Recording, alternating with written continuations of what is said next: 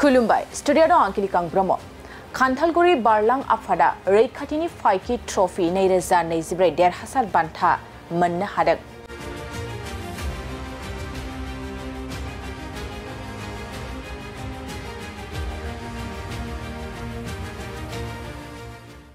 रैखाथिनि फाइकि ट्रफी खुंगा ब्रैथि गामियारि जोलुर बादायलायनाया मैया थुंगेबाय।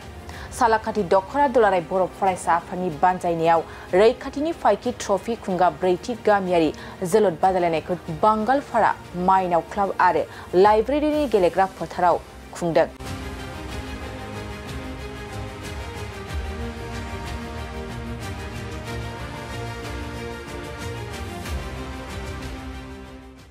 आरो बे जोबथा बादायलायनाया खान्थालगुरि बारलां आफाद आरो थिलाफारा सिजौ क्लाबनि गेजेराव जानानै थाङो।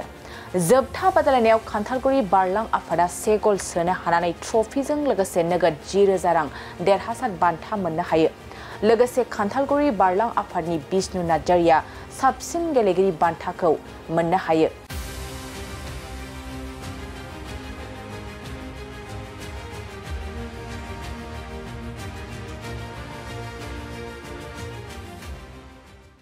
मख'नो गोनांदि जोबथा बादायलायनाय बेखेवनाय हाबाफारिखौ सालाकाथि दखरा एबसुनि आफादगिरि डनेन नार्जारि बिथांनि सामलायनायाव मिरु एबसुनि आफादगिरि दिपेन बर' बिथाङा बेसेन गोसा बिबुंथिनि गेजेरजों बेखेवनानै होयो। आरो बे हाबाफारियाव किक अफ खालामनानै होयो मिरु एबसुनि आफादगिरि दिपेन बर'जों लोगोसे 30 नं क'क्राझार सानजा बिधान सभा बियाबनि एमएलए लरेन्स इस्लारि बिथाङा। रैखाथिनि फाइकि ट्रफी 2024 बेनि जितु गामियारि जोलुर बादायलायनाय बियो ब्रैथि खेब अर्थात 4 edition inter village football tournament. बे बादायलायनाया दिनैहाय जोबथा हाबाफारि।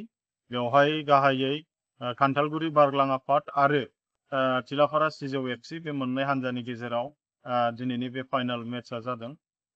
गाहाय आलासि हिसाबै बाहागो लाफैदों दुलाराय बर' फरायसा आफादनि मानजाथाव आफादगिरि दिपेन बर' सार, लोगोसेनो जर'खा आलासि हिसाबै जोंजों हांख्रायनाय लेखायै नुजाफैनो हादों सानजा क'क्राझार बियाबनि एमएलए मानगोनां लरेन्स इस्लारि सार, लोगोसेयैनो बेवहाय जोंनि आसाम स्पर्ट्स एस'सिएशननि नेहाथारि मानगोनां डक्टर सांग्रां ब्रह्म सार बिथाङाबो बाहागो लाफैदों आरो जोंनि दुलाराय बर' फरायसा आफादनि क'क्राझार जिल्लानि गाहाय नेहाथारि काम्फा बसुमतारी, क'क्राझार जिल्ला बर' थुनलाइ आफादनि नेहाथारि दिनेश बरगयारी आरो बेजों लोगोसे गोबां जोंनि आलासि बिथांमोना बाहागो लाफैदों।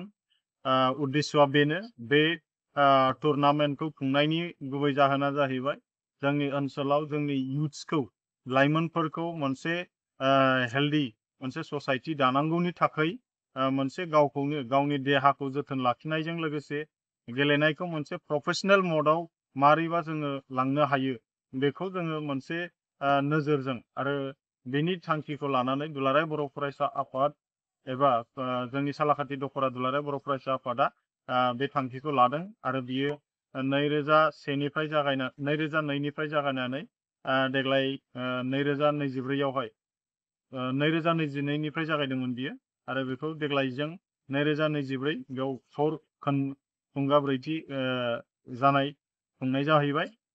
दा आसा फारिदों जोङो बेबायदिनो खुंलांबाय थानानै इयुन समाव जोंनि लाइमोनफोरखौ गेलेनाय फारसे माब्रैबा थुलुंगाखां होलांनो हायो आरो जोलुरजों मोनसे गावखौनो केरियार बानायनो हायो बे थांखिखौ लानानै जोङो सालाकाथि दखरा दुलाराय बर' फरायसा आफादा बे हाबाफारिखौ लाबोबाय थानाय जादों। दखरा आफादा जि रैखाथिनि फाइकि मुङै बे बादायलायनायखौ लाबोबाय थादों बेवहाय मा ओंथि हाबनानै दंमारो हयथ' आरो बे हालामनो मा फोरमायलांनो सानो नोंथांमोना? रैखाथिनि फाइकिया जाहैबाय जोंनि दुलाराय बर' फरायसा आफादजों बिमुं होजानाय सानै जाय जोहोलाव बिथांमोनानो जाहैबाय रैखाथिनि फाइकि रमेन मुसाहारि आरो राजु बसुमतारी।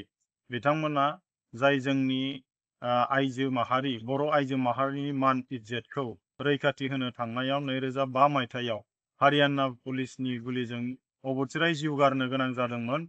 दा बिथांमोननि मुंखौ गोजोरै लाखिनो थाखाय आरो जोंनि समाजाव बिथांमोननि सुप्रिम सेक्रिफाइसखौ मिथिहोनांगौनि थाखाय जोङो बे रैखाथिनि फाइकि ट्रफिखौ खुंबोबाय थानाय जादों आरो फोरमायनांगौआ बेनो जे जोङो बे टुर्नामेन्टनि गेजेरजों जोङो गोबांथार जोंनि लाइमोनफोरनि मोनसे गुस्लायनाय अर्थात मोजां आगान फारसे दावगानायखौ जोङो दा नुनो मोनदों। जेरै जोङो गामियाव दाउ अमा बोरमानि जोङो फुटबल गेलेनाय बेखौ जोङो फोजोबनो हाबाय दिनैनि थारिखआव, जेरावनाखि जोङो दाउ बोरमा अमानि फुटबल गेलेनाय जोंनाव मोनसे कालचार सोलिदोंमोन, जायखौ जोङो बेनि गेजेरजों गोबां जोंनि फुटबलनि माखासे डिसिप्लिना ब्रेक आप जादोंमोन। दा दिनै फैयै फैयै जोंनि दखरा दुलाराय बर' फरायसा आफादा बे मोजां मोनसे इनिसियेटिभनि गेजेरजों दिनै बेफोर मोनसे डिसिप्लिन जितु फुटबलनि मोनसे बादायलायनाय होनानै दिनै जोंनि लाइमोनफ्रा दिनै फुटबलनि जितु नियम निति डिसिप्लिनजों दिनै सोलोंफिननो मोनसे सुजुगखौ मोनबाय। आरो जों बेबायदिनो आसा फारिदों बे मोनसे डिसिप्लिननि गेजेरजों जुदि जोंनि लाइमोनफ्रा दावगालांबाय थायोब्ला उन समाव जों गोबांथार जोंनि लाइमोनफोर मोजांथार फुटबल गेलेगिरि बायदिसिना बेबायदिनो गेलेगिरिफोर जोङो मोननो हागोन होननानै आसा फारिनो हायो। गोजोन जासिगोन।